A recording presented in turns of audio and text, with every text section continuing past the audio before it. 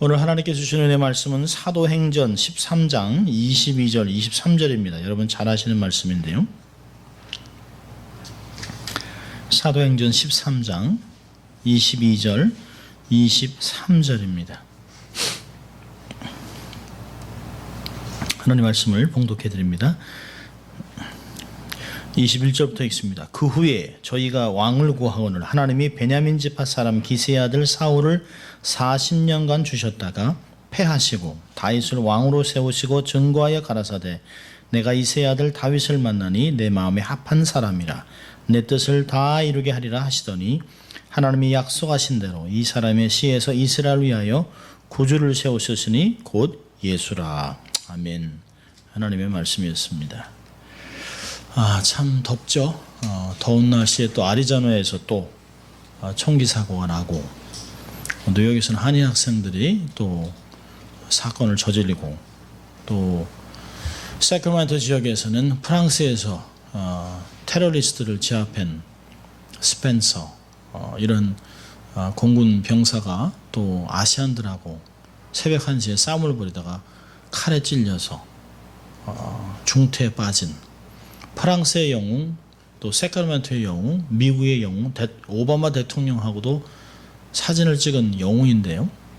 안타깝게도 아시안한테 등에서 칼을 찔려가지고 중태에 있습니다.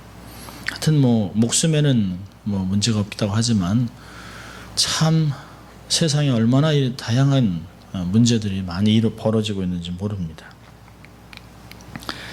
그런 가운데서도 지금 하나님이 저희들에게 은혜를 기억하고 은혜 받을 수 있는 기회를 주신 건 얼마나 감사한지 모릅니다.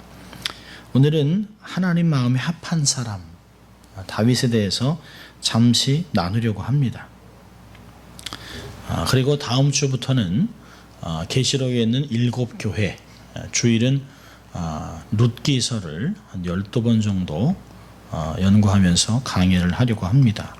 현대 교회를 비중 있게 다룬 계시록 2장과 3장의 말씀을 우리 교회와 함께 또 현대 교회가 어떻게 하나님 앞에 헌신하고 어떠한 평가를 들어야 할 것인가, 우리가 죽고 나면 또 10년 20년 후에 난가주 비전교회는 어떻게 하나님께 평가를 받을까 라고 하는 생각을 하면서 계시록에 있는 7교회를 생각하고 또 룻기는 현대 삶에도 다양한 어려움이 있습니다.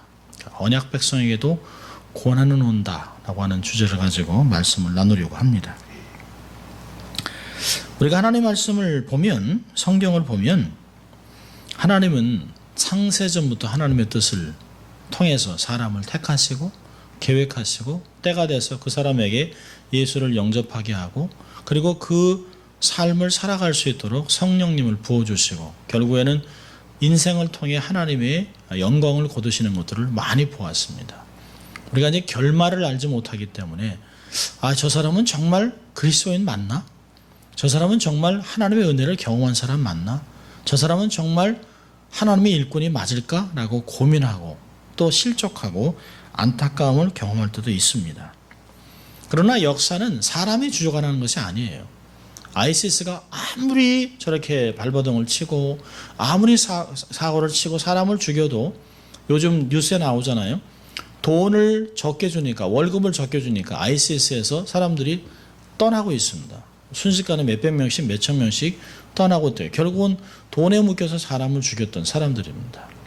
어떤 이라크와 이란에서 큰 정유지를 탈환을 해서 돈을 밀수를 해서 벌었지만 그 돈을 움직이지 못하니까 또 사람들이 빠져나갑니다.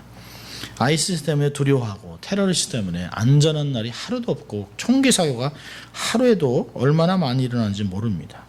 한국에는 또 얼마나 많은 장기 매매, 인신매매가 벌어지는지 몰라요. 그런 걸 보면 왜 악인들은 이렇게 득세를 하고 악인들은 왜 정리가 안 될까? 정말 하나님은 계실까라고 하는 생각들을 우리가 가끔 하게 됩니다. 그러나 우리가 잊지 말아야 될 것은 하나님은 절대 실수하지 않습니다.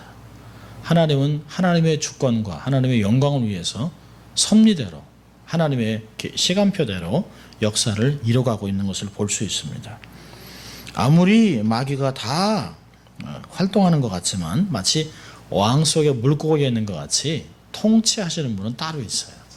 하나님이 다 하나님의 뜻대로 악한 것은 악한 대로 사용하시고 선한 사람에게 하나님의 징계와 이런 것들을 통해서 하나님께 돌아오게 하시고 언약 백성들이 하나님의 나라를 세워가는 일들을 이루어가고 있는 것을 볼 수 있습니다. 결국에는 하나님이 다 주장하세요. 하나님이 사람들을 사용하십니다.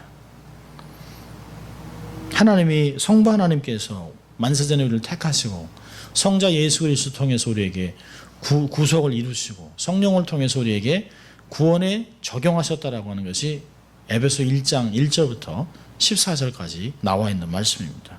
그렇다면 우리는 우리의 구원은 성부, 성자, 성령 삼위일체 하나님의 공동 사역이라는 것을 생각하면 얼마나 감사한지 몰라요. 야, 나 같은 사람 위해서 성부, 성자, 성령 하나님께서 역사하시고 나를 구원하셨다는 것이 얼마나 감사한지 모릅니다. 그래서 이사야 43장 1절을 보면 이런 말씀이 있어요. 야곱아, 너를 창조하신 여호와께서 이제 말씀하시느니라. 이스라엘은 너를 조성하신 자가 이제 말씀하시느니라. 너는 두려워 말라. 내가 너를 구속하였고 내가 너를 지명하여 불렀나니 너는 내 것이라.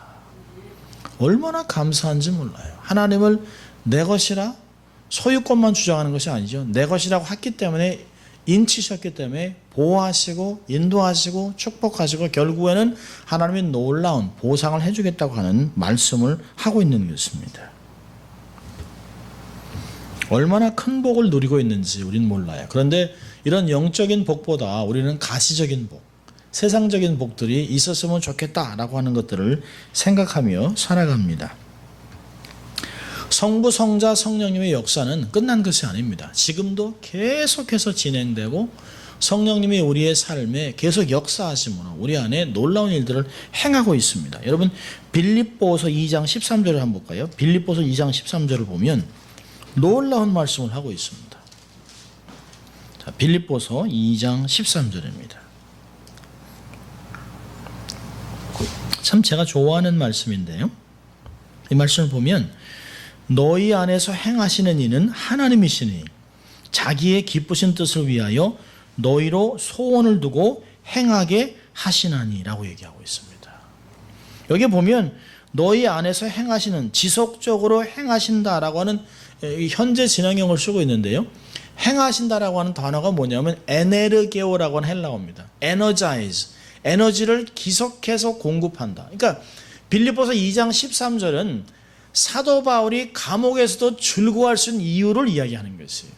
내가 감옥에 갇혀있지만 낙심하지 않는 것은 내 안에서 계속해서 하나님이 용기를 주고 힘을 주고 격려하고 살아갈 수 있는 목표를 주시고 많은 사람들에게 복음을 증거할 수 있는 동기를 부여하고 있다고 얘기하고 있어요.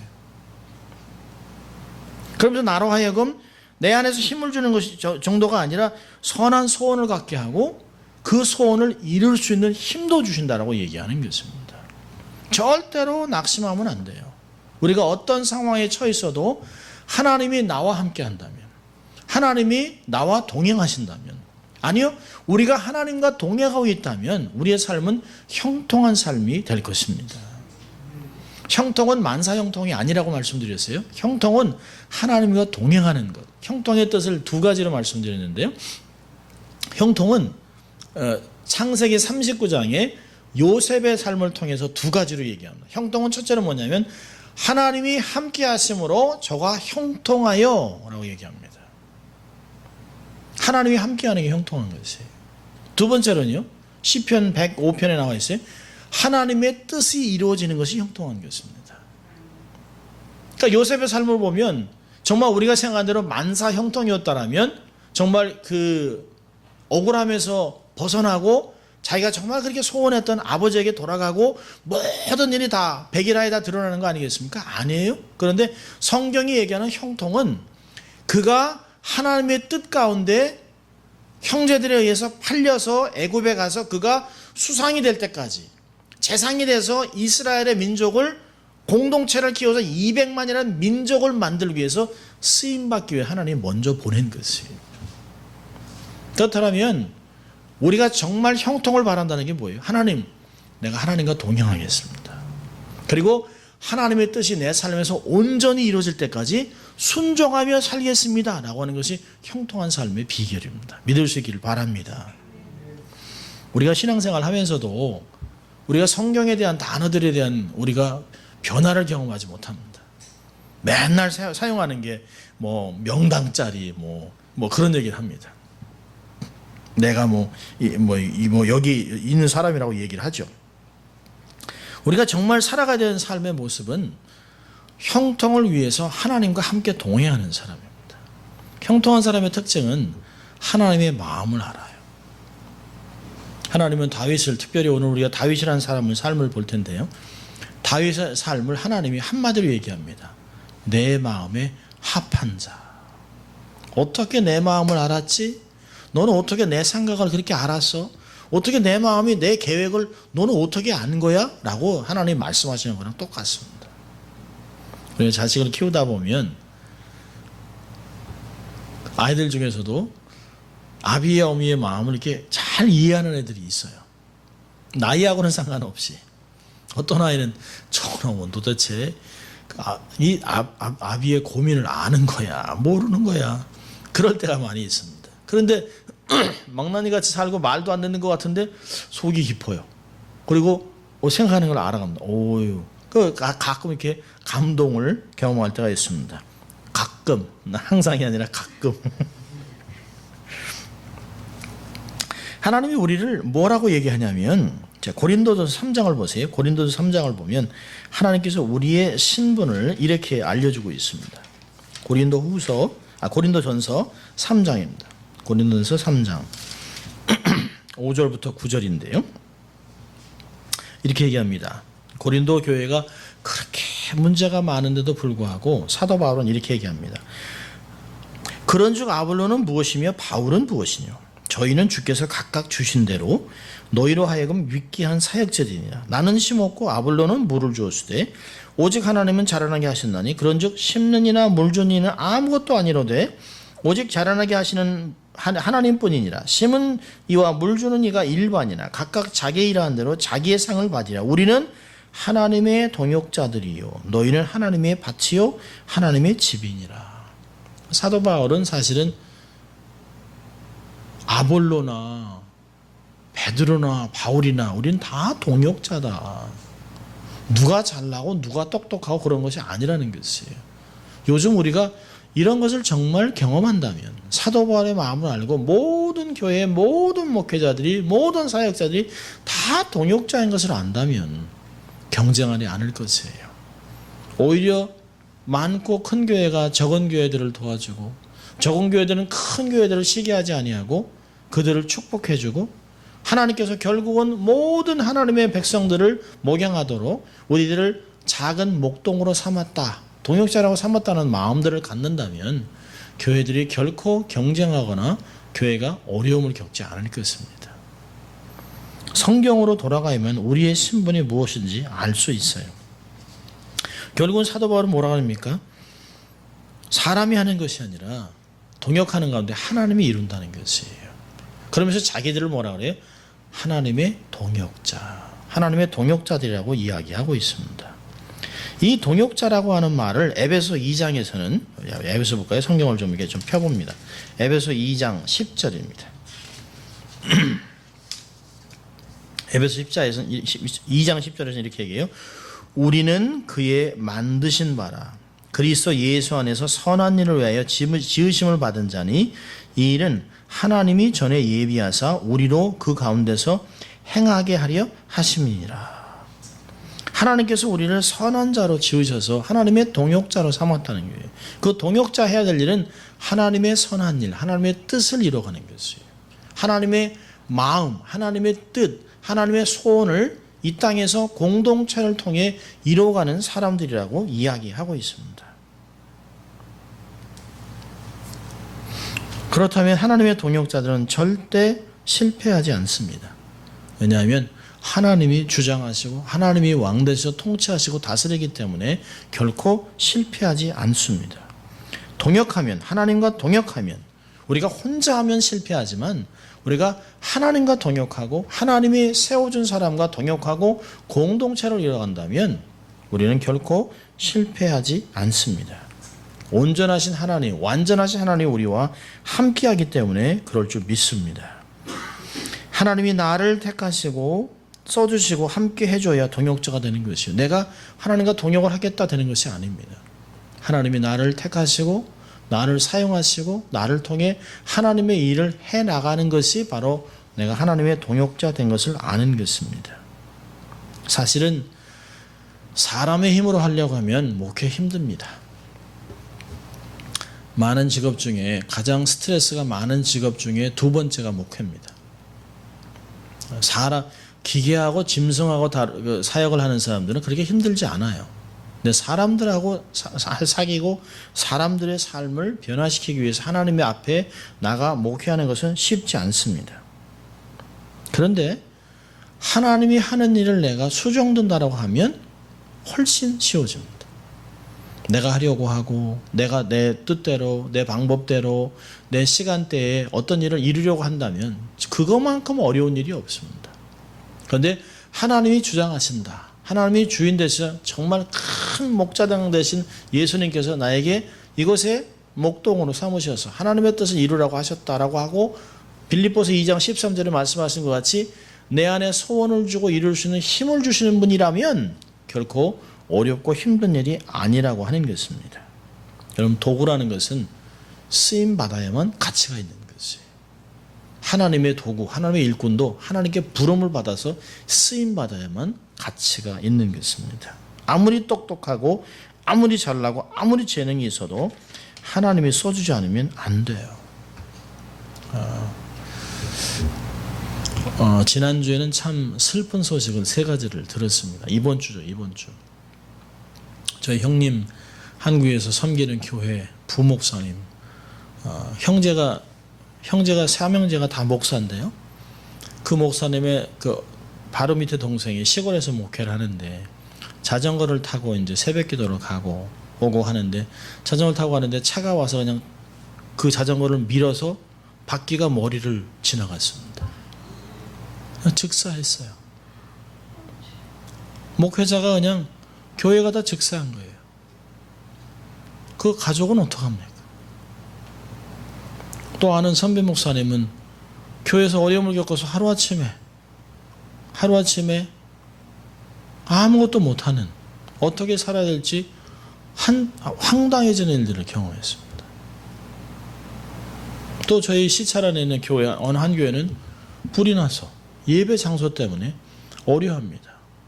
우리 교회 아닌데 라고 생각한다면 그게 그냥 지나갈 수 있는 일이지만 함께 동역하는 사람들이 한 사람은 후배요, 한 사람은 선배요, 한 사람은 같은 노예에 있는 사람인데 어려움을 겪는 얘기를 들으면 가슴이 아파요. 너무너무 가슴이 아파요. 이 시간 살아있다는 게 축복인 줄 믿을 수 있길 바랍니다. 부르심은 존재입니다. 존재. 내가 하나님 앞에 지금 서 있다는 것이에요. 이제까지 지나온 거 하나님께 감사하고 지금 내 자리에 내가 이게 서 있다는 건 아직도 하나님의 부르심이 내 삶에 있다라고는 깨닫고 하나님이 또 하루를 주신다면 하나님 앞에 최선을 다해 살아가는 것이 우리의 현실이 있는 것입니다. 같은 목사라도 하나님이 데려가면 끝이에요. 살아있는 것이 감사해요. 살아있는 것이 부르심인 것을 믿습니다. 자, 오늘 본문을 보면 다윗은 정말 복 있는 사람이죠. 하나님의 마음에 합한 사람, 최고의 명예를 얻었습니다. 하나님은 언제나 다윗과 함께 하셨어요. 다윗이 비록 실족하고 하나님 앞에 범죄했음에도 불구하고 하나님은 다윗을 내치거나 버리지 않았습니다. 거기에 하나님의 은혜가 있는 것입니다. 우리도 실족하고 범죄하고 낙심하고 좌절하고 하나님의 사람으로 삶을 살지 못함에도 불구하고 하나님이 우리를 결코 내치는 하나님이 아닙니다. 하나님이 우리를 정말 특수한 아주 특별한 소유, 우리 말라기를 통해서 우리 하나님이 우리를 특별한 소유로 받으셨어요. 또 우리를 왕 같은 제사장으로 만드셨습니다. 그러나 우리가 그런 삶을 살아가나요? 아니요. 그렇지 못해요. 그래도 하나님은 여전히 우리를 사랑한다고 얘기하고 회복해 주겠다고 얘기하고 끊임없이 사용하기 위해서 내 품으로 돌아오라고 늘 이야기하고 있습니다. 다윗도 하나님 앞에 100% 완벽한 삶을 살아가지 못했지만 하나님이 그를 통해 놀라운 일들을 이루셨던 것을 볼 수 있습니다. 오늘 본문을 보면서 사실은 그 다윗의 삶을 이렇게 좀 조명을 해보고 싶은 것이에요. 언젠가 한 번은 하나님의 사람들, 사실은 저는 사람에 대해서 다루는 건 별로 안 좋아합니다만은 그래도 어떤 인생을 통해 하나님이 행하셨던 섭리를 보기 위해서 인물들을 좀 강의도 하고 싶은 마음도 있습니다. 자, 어떻게 하나님이 다윗을 사용하고 다윗을 하나님이 내 마음에 합한 자라고 얘기했을까요? 저는 이렇게 한번 질문해 보는 거죠. 어떻게 하면 하나님의 합한 사람이 될 수 있을까? 어떻게 하면 내 인생이 하나님의 마음에 합한 인생이 될 수 있을까를 한번 질문해 보는 것이에요. 그런 사람은 하나님이 반드시 귀하게 사용합니다. 자, 첫째로 하나님의 마음에 합한 사람의 특징은 뭘까요? 깨끗한 마음을 소유했습니다. 깨끗한 그릇입니다.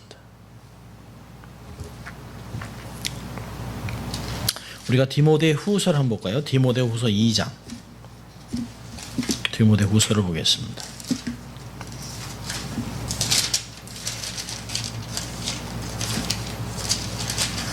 디모데 후서 2장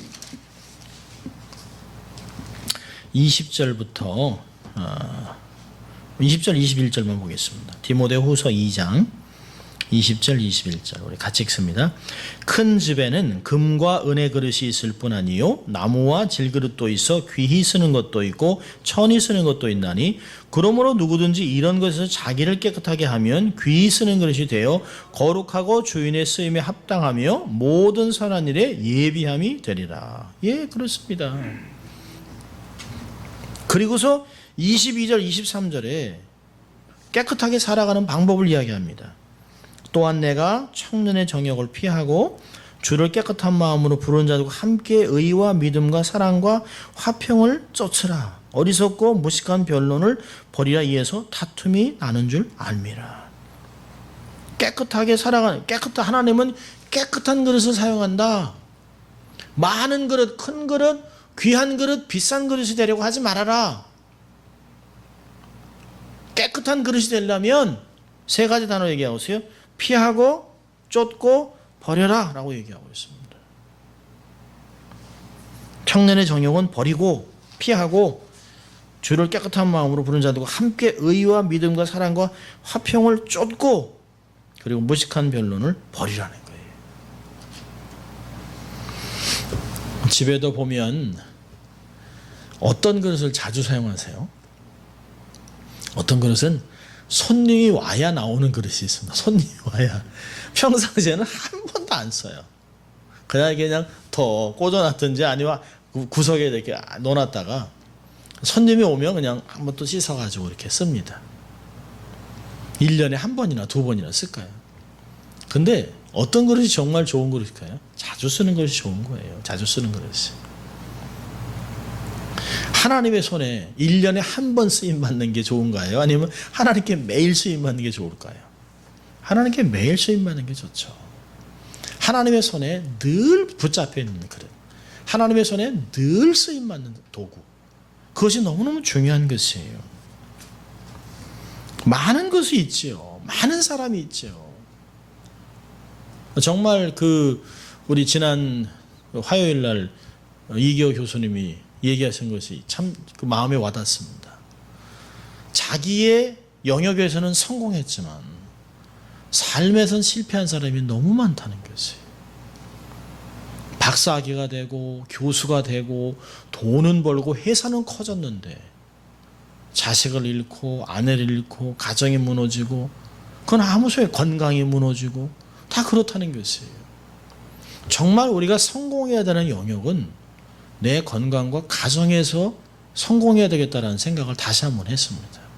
그러기 위해서는 하나님이 내게 붙여준 귀한 사람들과 함께 행복하고 기쁘게 살아가는 것. 전도서가 그걸 행복이라고 얘기하잖아요. 그렇게 하면서 깨끗한 가정에 대해서 그런 가정들이 연결되면 더 건강한 삶을 살아갈 수 있습니다. 우리는 성공해야 될 의무는 없어요. 근데 우리는 충성될 의무는 있습니다. 성공할 의무는 없어요. 그러나 우리는 건강해야 될 의무는 있습니다. 성공해야 될 의무는 없지만 우리는 거룩해야 될 의무는 있습니다. 그게 하나님이 우리에게 부르심입니다. 하나님이 정말 하나님의 마음에 합한 자, 정말 귀하게 쓰는 사람은 깨끗한 심령을 가진 깨끗한 그릇입니다. 어떤 그릇이 되기보다 깨끗한 그릇이 되려고 애를 써야 합니다. 여러분, 정말 깨끗한 것은 뭘까요? 잘 씻어낸 것이에요. 성경은 이것을 회개라고 얘기합니다. 내가 정말 깨끗하게 되는 방법을 여기서도 얘기했지만 요한복음 15장에서는 두 가지로 얘기하고 있습니다. 자, 우리 요한복음 15장을 가보겠습니다. 요한복음 15장에서는 깨끗해지는 길을 두 가지로 얘기하고 있습니다.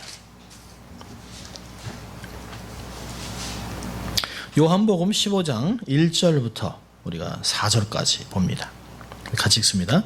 내가 참 포도나무요 내 아버지는 그 농부라. 무릇 내게 있어 과실을 맺지 아니한 가지는 아버지께서 이를 제해 버리시고 무릇 과실을 맺는 가지는 더 과실을 맺게 하려 하여 이를 깨끗게 하시느니라. 너희는 내가 일러준 말로 이미 깨끗하였으니 내 안에 거하라. 나도 너희 안에 거하리라. 가지가 포도나무에 붙어있지 아니하면 절로 과실을 맺을 수 없음 같이 너희도 내 안에 있지 아니하면 그리하리라. 예, 두 가지 얘기하고 있어요. 하나는 말씀입니다. 말씀이 우리의 삶을 깨끗게 해요. 또 하나는요, 가지치기입니다. 여기서 가지를 깨끗게 한다는 게 뭐예요? 가지치기를 한다는 거예요. 우리의 삶에 훨씬 더 나은 열매를 맺기 위해서 잔가지를 다 쳐버리는 것이에요. 그래서 하나님께서 우리에게 정말 원했던 풍성한 열매를 맺기 위해서 우리의 삶에 가지치기를 한다고 얘기하고 있습니다. 회개도 열심히 해서 정말 우리가 하나님께 죄를 용서받은 증거로 성령의 선물로 삶을 살아가는 것을 증거해야 됩니다. 회개를 통해서 성령을 받고 우리의 삶이 새로워지고 또 말씀으로 우리의 삶이 정결해지는 것들을 보는 것이죠. 여러분, 저 베드로 전서를 보면, 베드로전서 1장을 보면, 자, 베드로전서 1장을 봅니다. 1장 22절. 자, 보세요. 요한복음과 같은 말씀을 하고 있어요. 요한복음 15장 3절과 똑같은 말을 하고 있습니다. 자, 베드로는 주님께 말을 들었어요. 그리고서 베드로전서 1장 22절에 이렇게 얘기합니다. 같이 읽습니다. 너희가 진리를 순종함으로 너희 영혼을 깨끗하게 하여 거짓이 없이 형제를 사랑하게 이르렀으니 마음으로 뜨겁게 피차 사랑하라. 예, 말씀을 순종함으로 영혼이 깨끗해지는 것이에요. 베드로는 주님께 들었어요, 그 이야기를. 그래서 요한복음에서도 한 말씀을 그대로 기억하고 우리에게 이야기하고 있습니다. 말씀과 성령, 이 두 가지가 우리의 삶을 정결케 합니다. 말씀이 우리의 삶을 가지치게 하고 말씀을 순종함으로 우리의 삶에 성령이 역사하는 길을 만들어 놓게 됩니다.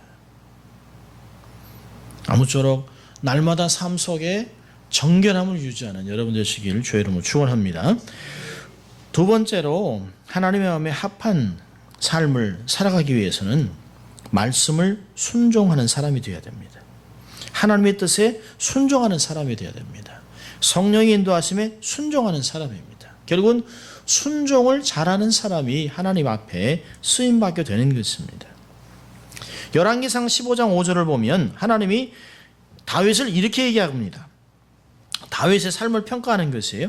이는 다윗이 햇사람 우리아의 일 외에는 평생에 여호와 보시기에 정직히 행하고 자기에게 명하신 모든 일을 어기지 아니하였습니다. 완벽한 사람은 없죠. 소소한 죄는 있지만 소소한 죄가 없는 사람이 어디 있겠습니까? 세상 말로 사실 털어서 먼지 하나 하는 사람이 어디 있어요? 다 비슷비슷해요. 그런데 여기서 얘기하는 성경의 다윗의 평가는 뭘까요? 근본적으로 하나님의 말씀을 순종했다는 것이에요. 말씀을 어기지 않았다라고 증거하고 있습니다. 다윗은 한마디로 순종하는 사람입니다. 근데 그 사람과 완전히 반대는 사람이 사울 왕입니다. 사울 왕. 사울은 전형적으로 순종하지 않는 사람이에요. 불순종의 대명사입니다. 사무엘상 15장을 보면 하나님이 사울에게 이렇게 얘기했습니다. 사무엘상 15장 1절부터 3절까지 보면 전체적으로 얘기합니다만은, 사무엘이 사울에게 이르되 여호와께서 나를 보내어 왕에게 기름 부어 그 백성 이스라엘 위에 왕을 삼으셨은즉 이제 왕은 여호와의 말씀을 들으소서. 만군의 여호와께서 이같이 말씀하시기를 아말렉이 이스라엘에게 행한 일 곧 애굽에서 나올 때 길에서 대적한 일을 내가 추억하오니 지금 가서 아말렉을 쳐서 그들의 모든 소유를 남기지 말고 진멸하되 남녀와 소아와 젖먹는 아이와 우양과 약대와 나귀를 죽이라 하셨나이다. 여러분, 사무엘이 사울에게 명령하는 것은 그냥 개인적인 얘기가 아니에요. 하나님의 신탁입니다. 아말렉이 이스라엘 백성이 출애굽하면서 광야를 지나는데 그들을 공격했어요. 결국은 그들하고 전쟁을 치렀습니다. 그러면서 하나님께서 아말렉의 죄가 관영할 때까지 하나님 두셨어요. 그리고 아말렉의 후손인 아가 왕을 죽이라고 명령했습니다. 그 왕만 죽이는 것이 아니라 모든 것을 다 죽이라고 얘기했어요. 여러분, 하나님의 명령을 순종하는 것은 우리의 감정이나 우리의 지식으로 순종하는 것이 아니에요. 여러분, 우리가 성경을 잘못 읽으면 구약의 하나님을 아주 잔혹한 하나님이라고 믿습니다.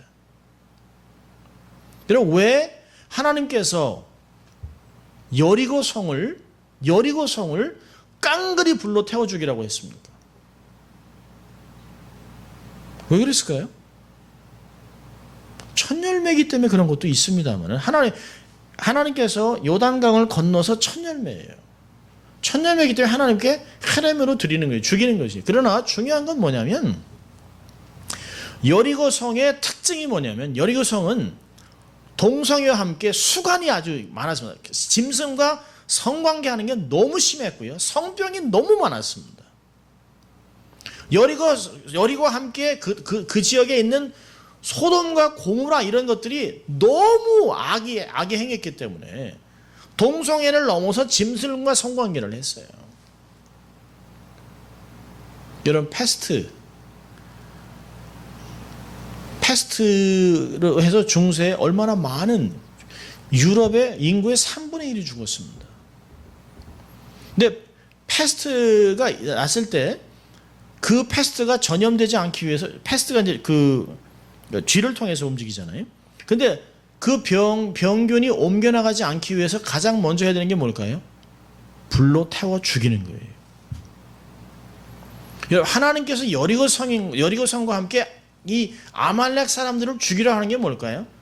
그들을 두면 너희들이 그 전염병 때문에 죽기 때문에 그들을 죽이라는 거예요. 안 그러면 너희들이 전염병 때문에 죽기 때문에.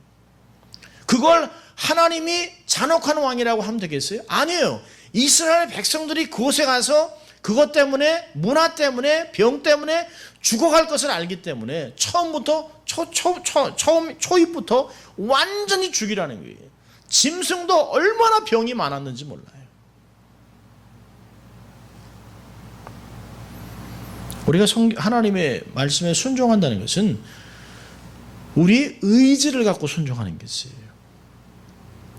우리가 볼 때, 우리가 느끼기에, 우리 생각에, 우리의 경험으로 순종하는 것이 아니에요. 하나님 분명히 얘기했어요. 사울이 자기가 보기에 너무 양들이 좋아요. 너무 짐승들이 싫어요. 이걸 차라리 하나님께 드리면 좋겠다라고 생각을 했다는 거예요. 근데 하나님 뭐라 했어요? 순종이 제사보다 낫다는 거예요. 하나님의 말씀을 청종하는 것이 수양의 기름보다 낫다는 것이에요. 하나님의 말씀을 순종하지 않았기 때문에 하나님이 너를 버려 더 이상 이스라엘의 왕이 되지 못하게 하겠다라고 이야기하고 있습니다. 여러분, 순종은 감정이 아닙니다. 순종은 경험으로 근거되는 것이 아니에요. 순종은 하나님 말씀 액면 그대로 받아들이는 것이에요. 하나님이 기뻐하는 걸 기뻐하고 하나님이 미워하는 걸 미워하기로 결정하는 것이 순종입니다. 우린 가끔 그래요. 그래도 사람이 꼭 그렇게 해야 됩니까? 그래도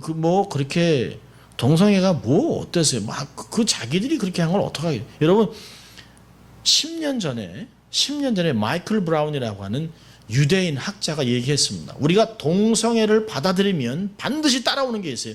소와 그 어린아이들을 좋아하는 어린아이들과 성관계를 맺고자 하는 일이 벌어진다는데 지금 어필하고 있습니다. 어린아이들을 사랑하고 어린아이들을, 이건 원래 내가 태어날 때 어린아이들을 좋아하게 태어났다는 거예요. 그래서 어린아이들하고 좋은 관계를 통해서 어린아이도 좋고 나도 좋고, 그래서 어린아이가 성관계하는 게 뭐가 나쁘냐는 거예요. 동성애가 됐기 때문에 지금 일이 벌어지고 있어요. 지금 신청했습니다. 내가 어린아이랑 결혼을 하겠다는 게.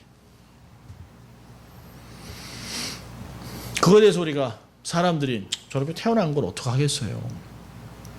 또 저 사람도 인권이 있는데, 여러분 인권이 중요한 게 아니에요. 신권이 중요한 거예요. 신권. 하나님의 권위가 중요한 거예요. 사람의 권위, 사람의 의견이 중요한 것이 아닙니다. 사무엘상 15장 22절 23절 제가 말씀드린 것 같이 이런 말씀이 있잖아요. 사무엘이 가로되 여호와께서 번제와 다른 제사를 그 목소리 순종하는 것을 좋아함같이 좋아하시겠나이까? 순종이 제사보다 낫고 듣는 것이 수양의 기름보다 나으니 이는 거역하는 것은 사술의 죄와 같고 완고한 것은 사신 우상에게 절하는 죄와 같음이라. 왕이 여호와의 말씀을 버렸으므로 여호와께서도 왕을 버려 왕이 되지 못하게 하셨나이다. 말씀을 저버리는 거 하나님 버리는 거예요. 내가 하나님 말씀을 순종하지 않고 내 뜻대로 가겠다는 건 뭐예요? 내가 하나님 되겠다는 거예요. 내가 신이 되겠다는 거예요. 내 뜻대로 살겠다는 것이에요.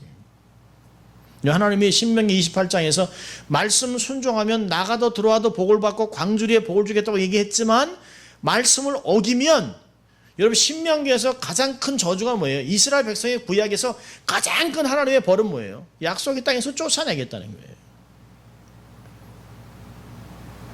그들 땅에서 죽이는 게 아니라 약속의 땅에서 아예 쫓아내는 거예요. 결국 그렇게 됐잖아요. 바벨론으로 포로가 돼서 가잖아요.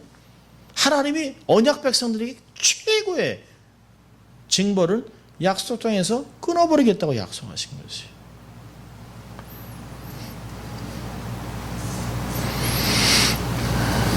불순종의 뿌리는 뭘까요? 내 생각입니다.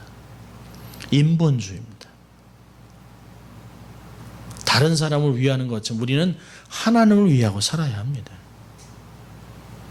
하나님 앞에서 우리 자아를 완전히 죽여야 합니다. 그래야 내 생각, 주장, 권리를 다 주를 위해 포기하고 내려놓지 않으면 우리의 삶은 하나님의 뜻대로 삶을 살지 못하게 됩니다. 하나님은 순종하는 자를 귀하게 쓰세요. 하나님이 제자들에게도 나를 따르라 하니까 다 버려놓고 오잖아요. 정말 하나님이 우리에게 순종하라고 얘기할 때 우리는 거의 다 순종합니다. 거의 다. 그러나 하나님은 다 순종하기를 원하는 거죠. 거의 다가 아닌. 순종은 의지를 동원해야 합니다. 순종은 하나님을 경외함으로 해야 되는 것이에요. 말씀을 근거로 우리는 순종해야 합니다. 다윗 보세요. 하나님이 죽이라 그러면 다 죽입니다. 하나님이 가라? 그럼 갑니다. 하나님이 올라가지 말라? 그럼 안 갑니다. 다윗이 했던 게 뭐예요? 하나님 올라갈까요? 저들을 칠까요? 그럼 하나님이 말씀하신 대로 순종해요. 우리도 그러한 순종할 수 있기를 바랍니다. 세 번째로 하나님이 귀하게 쓰는 사람은 하나님을 위한 소원을 갖고 있는 사람들입니다. 하나님을 위한 소원, 하나님을 위한 비전. 여러분 사람들은 다 꿈과 소원을 갖고 있지만 그것이 하나님의 꿈으로 변하지 않습니다. 다 자신을 위한 꿈이에요. 그러나 하나님이 귀하게 쓰였던 사람들은 하나님을 향한 꿈과 소원이 있었습니다. 여러분 다윗 보세요. 다윗이 하나님 앞에 자기가 참 내가 나 같은 목동이 정말 성경은 말제라고 얘기해요. 말제. 그 아버지 이새도 다윗을 거의 아들 취급 안 합니다. 어떤 학자들은 아마 혼외 정사를 통해서 낳은 아들이다라고 얘기하지도 합니다. 근데 어쨌든 아버지는 7 아들을 데려놓고 그 사무엘의 그 기름 부음을 기다리고 있지만 가장 막내는 일을 시켜놨어요. 말째 하나 있지만 그거 애인데 사람 같지도 않은 놈 이런 의미가 있습니다. 근데 하나님이 그를 불렀어요. 그러자 사무엘에게 하나님께서 이를 내가 택했다라고 얘기해서 기름 부으라고 얘기합니다. 그리고 하나님 앞에 세월이 지나면서 왕이 돼가요. 그리고 하나님의 축복을 경험하면서 늘 돌아보면서 하나님께 감사했다. 그가 하나님 앞에 큰 결정을 합니다. 자기가 이렇게 있다 보니까 하나님의 언약궤가 늘 성막에 있는 거예요. 텐트 속에 있는 거예요.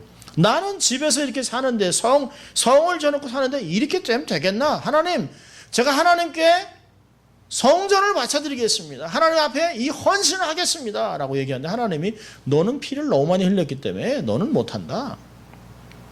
근데 하나님이 얘기하잖아요. 내가 언제 너한테 성전을 지어달라고 그랬느냐?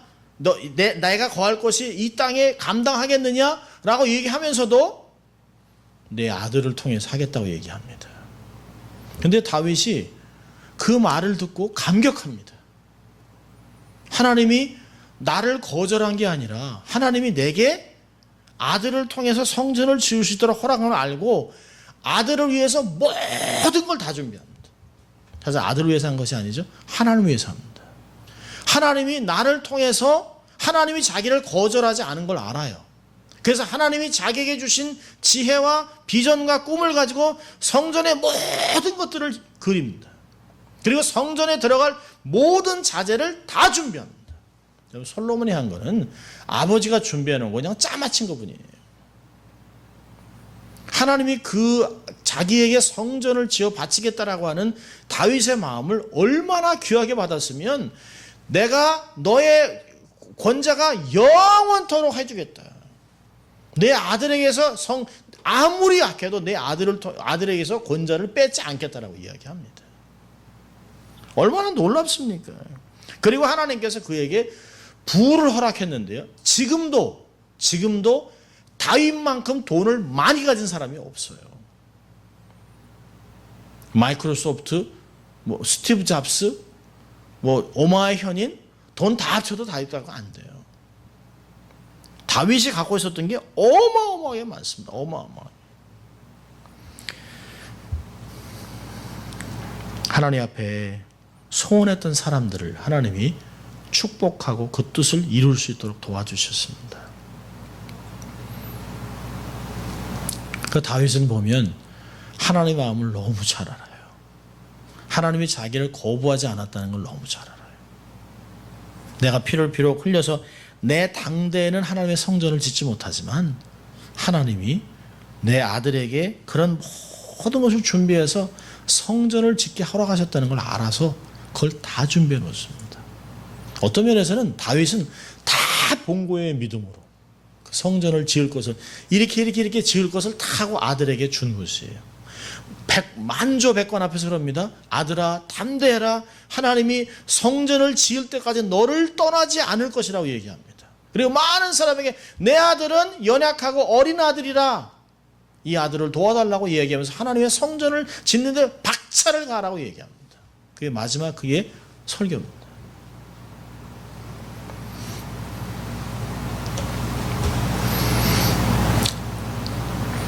여러분 야곱도 보면 참 욕심꾸러기 사기꾼 하지만 야곱이 하나님께 서원합니다. 하나님 창세기 28장 20절부터 22절 보면 야곱이 서원하여 가되 하나님이 나와 함께 계시사 내가 가는 길에서 나를 지키시고 먹을 양식과 입을 옷을 주사 나로 평안히 아비 집으로 돌아가게 하시면 하나님께서 나의 하나님이 되실 것이요 내가 기둥으로 세운 이 돌이 하나님의 전이 될 것이요 하나님께서 내게 주신 모든 것의 10분의 1을 내가 반드시 하나님께 드리겠습니다 라고 서원을 했어요. 그리고 20년이 지나 그는 거부가 됩니다. 거부가 되게 해달라고 기도하지 않았는데 하나님 앞에 전을 바치겠습니다. 하나님께 이것을 드리겠습니다 라고 그 소원한 걸 하나님이 기쁘게 받았습니다. 그리고 그를 거부가 되게 하셨어요. 여러분 하나님을 향해 꿈을 꾸세요. 하나님을 향해 소원을 가지세요. 하나님이 내게 힘을 주시면 하나님께 이런 것 해드리겠습니다라고 하나님께 바치세요. 소원과 꿈을 가진 사람 하나님이 그를 사용하신다는 것이에요. 마지막으로 믿음의 사람을 하나님이 사용합니다. 우리가 히브리서 11장에서 봤어요. 6절에 믿음이 없이는 기쁘시게 못한다. 여러분, 믿음은 뭘까요? 하나님을 기뻐하는 겁니다. 내가 얼마나 하나님을 사랑하고 기뻐하며 행했느냐, 그게 삶으로 나오는 것이에요. 의인은 믿음으로 말미암아 살리라고 얘기했어요. 그것을 야고보서에서는 한 단계 더 나가요. 행함이 없으면 죽은 믿음이라. 네가 믿음을 보여주면 나는 행위를 보여주겠다 라고 얘기를 하고 있습니다. 믿음은 행동하는 삶입니다. 명사가 아닙니다. 동사입니다. 믿고 그 믿은 것을 행해 나가는 것을 성경을 믿음이라고 얘기하고 있습니다. 믿음의 사람은 뭐든 하는지 하나님을 기쁘시게 하려고, 거룩하게 살려고 애를 쓰고 말씀대로 살려고 발버둥을 치죠. 하나님을 사랑해서 그 뜻대로 살려고 합니다. 하나님 위해서라면 아낌없이 바칩니다. 믿는 사람들은 믿음 때문에 오는 고난을 낙심하지 않아요. 원망하지 않습니다. 정면 돌파하려고 애를 씁니다. 교회의 모든 문제가 뭘까요? 믿음이 없습니다. 공동체의 문제는 믿음의 사람이 없다는 거예요. 믿음이 없는 사람이 일꾼이 되는 것이에요. 봉사할 사람도 없습니다. 여러분, 작은 교회나 큰 교회나 동일한 이야기를 합니다. 사람이 없다는 거예요. 왜 1000명, 2000명, 10,000명, 수만 명이 되는데 일꾼이 없습니까? 믿음이 없는 것이에요. 저희 형님이 최근에 중국에 지하교 가서 강의를 하셨습니다. 진짜 지하교인지 아닌지는 모르겠습니다만 가서 강의를 하는데요, 형님이 감동을 받았습니다. 통역을 통해서 한국어로 강의를 하고, 근데 이제 올해 중국어 전공을 하고 저도 중국어 전공을 했으니까 통역하는 얘기 들으면서 중국 사람들 얘기하는 것도 듣고 이야기도 하고 그랬습니다. 갔는데요, 정말 각 시골에서 얼마나 많은 사람이 왔는지 몰라요. 근데 성찬식을 하면서 펑펑 울더라는 것이에요. 목사가 없으니까 성찬식을 못하니까 성찬식을 하는데 모든 그 교회 지도자들이 펑펑 울면서 하나님의 사랑, 내게 이런 성찬식을 베푸는 게 너무너무 감사하다는 거예요. 뭐 회개하고 하나님께 자복하고 감사하고 눈물 범벅이 됐다는 것이에요. 그 중에 이제 대개가 여자 지도자들이었는데요, 저희 형님이 이제 형님하고 형수님하고 같이 가서 두 분이 강의를 했는데요, 아침이면 저녁이면 강의가 끝나면 저희 형님하고 형수님을 모시러 오는 중국 젊은 집사가 있었습니다. 한 30대 후반 된 젊은 집사님인데요, 저희 형님이 나오면, 호텔에서 나오면 호텔 앞에서 기다리고 있다가 형님 가방을 들고, 형님이 괜찮다고 내가 들겠다는데 아니라고, 자기가 가방을 들고 앞서가서 문을 열어주고 태우고, 그리고 이렇게 그 모든 가는 곳에 다 들고 끝날 때까지 기다렸다가, 그러면서 밖에서 강의도 듣고 하면서 일을 하는 것이에요. 근데 너무너무 잘하니까 형님이 감동을 받았습니다. 그래서 뭔가 좀 대접을 하려고 그랬더니요, 그분이 뭐라 하냐면, 아닙니다 목사님, 저는 제가 주의 종을 잘 섬기면 하나님을 섬기는 것으로 알고 있기 때문에 하나님이 내게 복을 주는 걸 너무 잘 알고 있습니다. 그리고 형님이 일주일 동안 강의하는 동안 그 사람이 부동산을 하는데, 일주일 동안 저 형님을 아침 저녁으로 픽업을 해주는데 일주일에 집 3채를 팔았답니다. 그러면서 간증을 하더라는 거예요. 제가 이걸 하는 건 너무너무 기뻐서 하는 건데, 내가 기뻐서 하는 것을, 믿음으로 행하는 것을 내가 하나님의 나라를 위해서 정말 이 지하교회에 있는 리더들을 잘 섬기고, 특별히 한국에서 오신 강사들, 목사님들을 잘 섬기면 하나님을 섬기는 거기 때문에 하나님이 그걸 보상해 준다, 상 주신다는 걸 알았는데 그렇게 된다는 것이에요. 하나님이 그를 또 길을 열어 캐나다로 이민을 가는데 많은 것들을 준비해 놓으셨다는 것이에요. 여러분, 믿음의 사람은 헌신합니다. 믿음의 사람은 하나님의 사람들을 귀하게 여깁니다. 믿음의 사람은 하나님의 교회를 귀하게 섬겨요. 시간과 물질과 재능을 동원해서 교회를 섬깁니다. 어느 한순간부터 교회가 우리의 프라이어티에서 두 번째, 세 번째, 우리가 중요한 건 먼저 하고 하나님의 일은 나중에라고 하는 것으로 교회가 어려워지고 있습니다. 여러분, 믿음의 행위는 반드시 하나님의 큰 기적을 가져옵니다. 믿음의 삶은 반드시 하나님의 보상이 있습니다. 말씀 한 달이에요.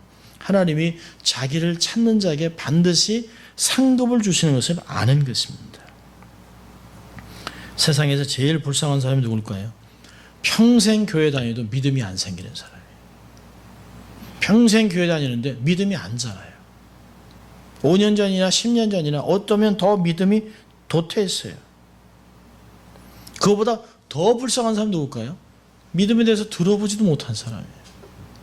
그래서 우리가 선교도 하고 우리가 돈도 벌고 재능을 투자하고 사람들을 섬기면서 선교 사역을 감당하는 것이에요. 정말 영양실조로 죽는 것보다 복음 한마디 못 듣고 죽는 게 더 불쌍한 것입니다.